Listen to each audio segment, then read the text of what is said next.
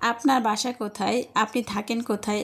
আপনার সাথে ২ টা বাচ্চা। এই ২ টা বাচ্চা কি আপনার? আপনি কি বিবাহিত? এইরকম প্রশ্ন আমার পেজে অসংখ্য ভাইয়েরা আপুরা করে থাকেন। আজকে আপনাদের সবার প্রশ্নের অ্যান্সার দেব। আসসালামু আলাইকুম এভরিওয়ান, কেমন আছেন সবাই? আশা করি সবাই ভালো আছেন। অনেক দিন পরে আমি একটা লং ভিডিও নিয়ে আসলাম। ভাবলাম যে এই ভিডিওর মাধ্যমেই আপনাদের সবগুলো প্রশ্নের উত্তর দেব।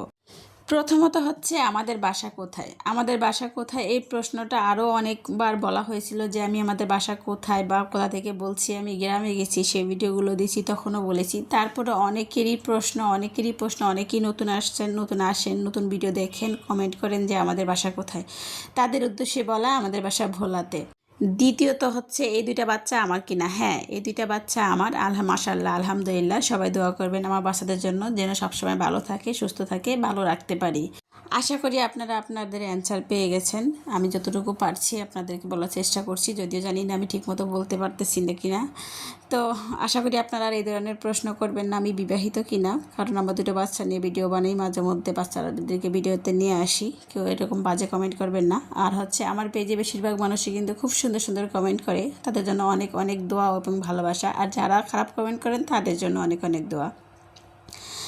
তো এই ভিডিওটা হচ্ছে যেদিন আমরা ঢাকাতে আসতেছি ওই দিন সকালবেলার ভিডিও। ওইটা হচ্ছে সকালবেলা আমরা একদম সকালে তো ভোরে লঞ্চ চলে আসে, তখন আমরা নামি নেই লঞ্চ থেকে, যেহেতু আপনাদের ভাইয়া যাবে আমাদেরকে আনার জন্য। আপনাদের ভাইয়া না আসতে আমাদেরকে নামতে বারণ করা হয়েছে, আমরা কেবিনেই ছিলাম। তো সব লোক নেমে গেছে, সবাই নেমে গেছে, একদম পুরো লঞ্চ ফাঁকা, পুরো লঞ্চের মধ্যে শুধু আমরাই ছিলাম আর কয়েকটা কেবিন বয় ছিল। তো এইদিকে আমাদের কেবিন বয় ভাইয়াটা, যিনি আমাদের কেবিন বয় আমাদের দায়িত্বে ছিলেন, তিনি এসে আমাদেরকে বলতেছিলেন যে আপু আজকে যাবেন না। তো ওদের সাথে মজা করতেছিলাম যে যাবো না আজকে, আপনাদের লঞ্চে থেকে যাব, আপনারা কীভাবে খাচ্ছেন, কীভাবে থাকছেন, পুরো দিন কীভাবে কাটাচ্ছেন আপনাদের সাথে দেখব। তো ভাইটার সাথে অনেক মজা করলাম, অনেক মজা করতেছিলাম। আর এদিকে আপনাদের ভাইয়ের জন্য ওয়েট করতেছিলাম। একদিকে ফোন দিচ্ছি, এখনও আসতেছে না কেন, লঞ্চ নাকি ছেড়ে আবার ওই কি ঘাটে না মানে ইয়েতে চলে যাবে, স্থলে চলে যাবে, এটা বলতেছিল। দেখেন এদিকে রাস্তাগুলো কত ফাঁকা, মানে সবসময় এরকম ফাঁকা কখনোই থাকে না, মানুষ যাতায়াতের মধ্যে থাকে। আর আমরা যখন উঠি আর সকাল ভোরে যখন নামছিল লোক, তখন তো মনে করেন যে হাঁটার পুরো মুশকিল। 5 মিনিটের রাস্তা প্রায় আপনার আধা ঘন্টা সময় লেগে যায়, এরকম একটা অবস্থা হয়। তো লঞ্চটা ফাঁকা পেয়ে খুবই ভালো লাগতেছিল। এইদিকে দেখেন কত সুন্দর সকালের সূর্যটা, ভালোই লাগতেছিল, খারাপ লাগে নাই।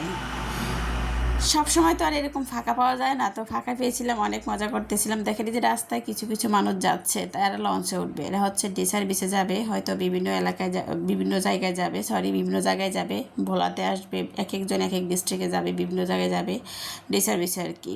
সবচেয়ে মজার বিষয় হচ্ছে আমরা লঞ্চটার মধ্যে অনেক অনেক এনজয় করছি। যখন লঞ্চে উঠছি তখন এত বিরক্ত লাগছে, মানুষের ভিড়ের জন্য হাঁটতে পারি না। সকালবেলা এত ভালো লাগছে, একদিকে আপনাদের ভাইয়ের জন্য ওয়েট করতেছি, আরেকদিকে মানে খুব উপভোগ করতেছিলাম পুরো লঞ্চটা, যে পুরো লঞ্চটা ফাঁকা, পুরো